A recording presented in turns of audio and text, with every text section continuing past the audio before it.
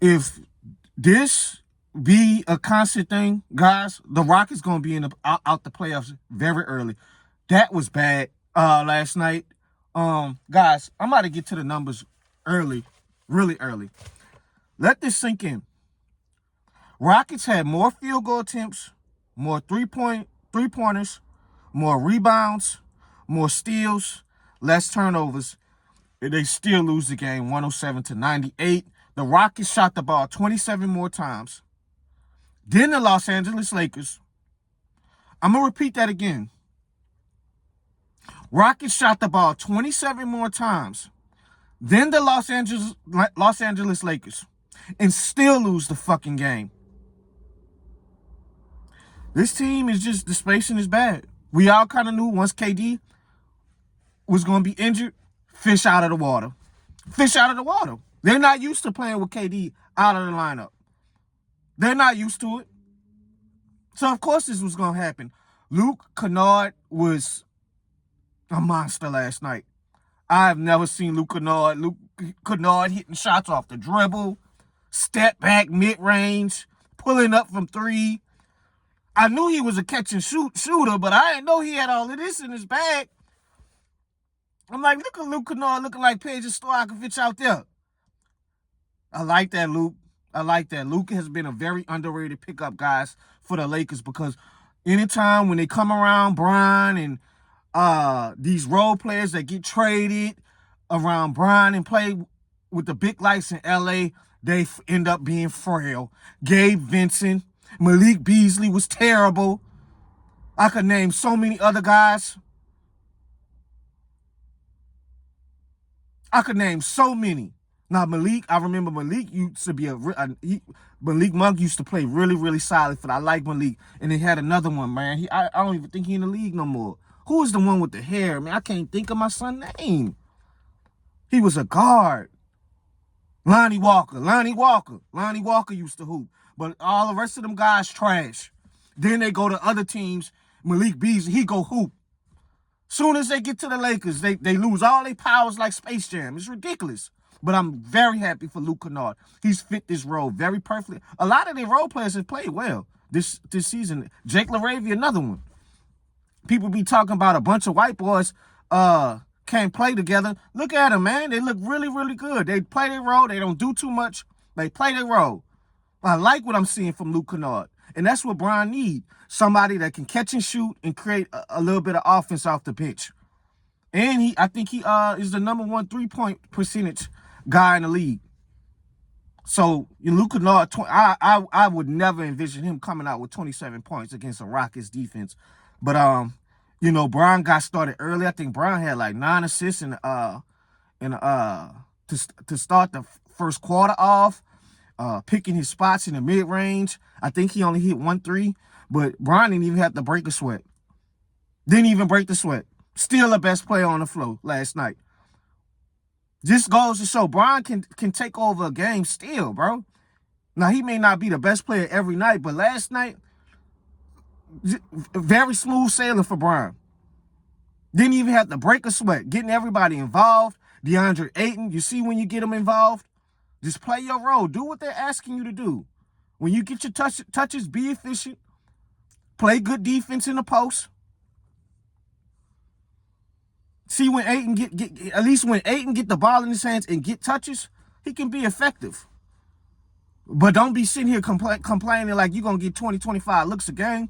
You're not going to get that. Just be efficient in your role. I like what I saw out the Lakers. Defense, they was closing out on defense. They was making sure Thompson wasn't getting all of these cuts and backdoor cuts and rim running cuts. You're not getting all of that. Sengun, we're going to pack the paint. Now, let me get to the Rockets on the side of the ball. This is why I said people been complaining about playmaking. Guys, what playmaking? Who are the Rockets going to trade for?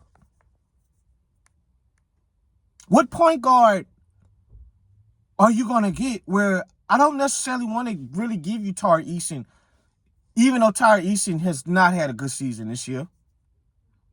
Are you ready to give up with Jabari? Quite frankly, I'm really tired of Jabari Smith. I thought this guy would have been improved by now. And he's okay. He's a decent player. When you look at Jabari, you look at the size and the skill set, you would think this guy would be further along in his development by now. And he play his role solid. You know, I'm not sitting here. You don't need a Jabari to average 20. You have KD for that. But what I'm saying is, it's like, I just don't see the improvement on a consistent basis with him that I would like. Thompson still can't shoot. Still. Reed Shepherd has taken extremely well, a great step. But sometimes his IQ on the offense, it's like he's not a playmaker. He's not. I like what Reed has done, but it's just a lot of these guys, man, they cannot create no offense. It's like when KD leaves the court, everything is so hard for them to generate offense. When Sengun can't bully ball, he can't play bully ball against the opposing centers, it's going to be a long night for him. Long night. Can't play defense. He's not much of a live threat. You're not an advantage with alley-oops. And he's a really good player, but I feel like it's very disrespectful to put him in the same conversation on comparisons to Jokic. Yeah, he has great vision as a big man, but it's levels to this shit, bro. And you're a small center. That's not a modern, you're not a modern big man. You don't have an outside shot. Your jumper is solid in the mid-range. You have solid post moves, guys. He's a 2,000 big man. Back to the basket big man.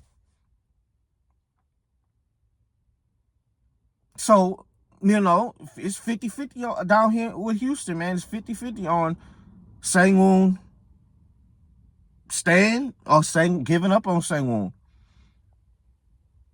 This team is just they don't really have we knew this already. So this is nothing new that I'm saying. We already knew this. But people keep talking about playmaking since Fred has been dealing with his injury all year. Who would you want? It's not many bargain point. I'm not talking about elite point guards because obviously the Rockets can't get that. What I'm saying is, what bargain pass first point guards are they gonna? Who? I don't know too many. Who? What use is it if you're getting a playmaker and guys are not hitting open shots? Like, just because a playmaker is there, what's gonna magically change if guys are not really good outside shooters? What's magically gonna change? And then for Udoka, why is Jae'Sean Tate in the fucking game? Why are you playing Jae'Sean Tate? Where's Dorian Finney-Smith? Guys, if Rockets fans see, is he injured? Like, what is going on with DFS? Why are we playing Jae'Sean Tate to even make the spacing even more bad? I don't even know how Jae'Sean Tate has lasted this long in the league. Then, to piggyback off that, even when and that's why I've been clamoring, when Cam Thomas left Brooklyn, not Milwaukee, because he couldn't sign with a playoff team after he left, I would have took at least with Cam, because for situations like this, at least you're going to have a scorer, a consistent scorer like a Jalen Green to put pressure on the defense. You don't have that. So when you don't have nobody putting pressure on the defense, guess what? I could pack the paint all night, because Reed Shepherd is not that. He's not that. He's not going to put pressure on defense all night. If you have a Cam Thomas, it's going to leave guys open in the corner, in the top of the key. You're going to have to bring help from the corner. It's going to have at least better spacing. But, it wouldn't even matter because these guys can't hit outside shots. So what difference does it make? Like, I said this. KD get there, he ain't taking nobody. And this is a Hall of Fame. I like KD. I fucks with KD. So I don't want y'all to think I don't, but KD ain't never really... Anytime when KD was the main superstar where he couldn't take where what I'm about to say, where it's like he can't take nights off. KD not, nah, man. KD mentality, Brian. I don't, with all of this, with this Twitter stuff, what was going on, KD mentality. He's not, to me, he doesn't have leadership qualities as on a mental aspect. Now, of course, he's a lead by example on the court. He's told us that. But if that's true or not, if it is true, bro, where that was you, of course the locker room is going to, of course the vibes in the locker room is going to be bad, man. And that's why I say it's easy when you could take nights off and go to state. It's easy during the end of your time with Brooklyn when James and Kyrie was there. It's easy to take nights off. But when you have to be the clear-cut Batman every night, it's different, bro. I'm surprised the team, with this lack of shooting, I'm surprised the team has been this solid in this season. I'm very shocked.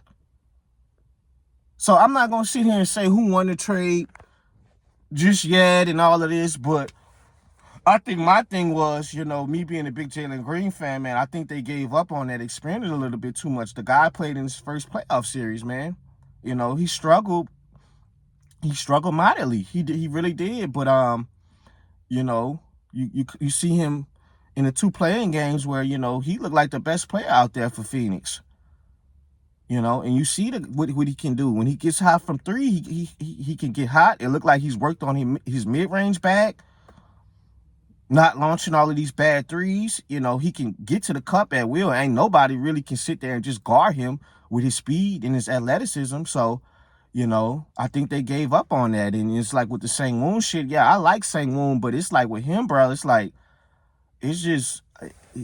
even when he gets an ISO in the middle of the key, it's like you're holding on the ball, jab step, clanking shots. But when he's on, but he's a 2000s big man that's small. It's kind of like the Sabonis. It's like you're not really I don't look at you as a center, and you don't have a modern bag really to play a power forward position. All your power forwards in today's generation, they're very solid at everything. So this is I don't know if the Lakers are gonna be this scorching hot. I don't know for this series for the Rockets, man. This could look like this could be a one and done. People are starting getting frustrated out here with Udoka. I don't know. I didn't like him playing Jason Tate last night. I did not like that at all. At all. You're making your spacing even more worse than what it already is. So we'll see what they're gonna do. And it's the first game. It's not overreaction Sunday, but they're gonna have to figure this out quicker. This is gonna be one and done. And just KD, man, you're gonna have to figure out how to rally the troops. That's all I can say. And this is not a shit on KD. This is a Hall of Famer, a top 15 player to ever do it. KD has had an amazing career, but anytime when I see KD leading a team every single night, and he shouldn't have to do that, guys. He shouldn't have to. He should not have to. One of these younger guys should have to take the next step. But that's why I was looking at, man, go get you. If you can't find a playmaker, at least get you another solid scorer off the bench to take the pressure off KD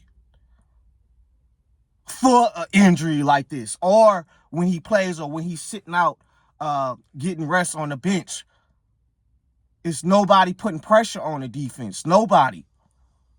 So we'll see with this team. I think this Lakers, man, I really like what I'm seeing so far from them. So we'll see. But, it's not over, man. It's one game, but it's very alarming if it's going to be like this, guys. There's no reason why y'all didn't take 27 more shots and lose damn near by 10 points. It's ridiculous. I'm out.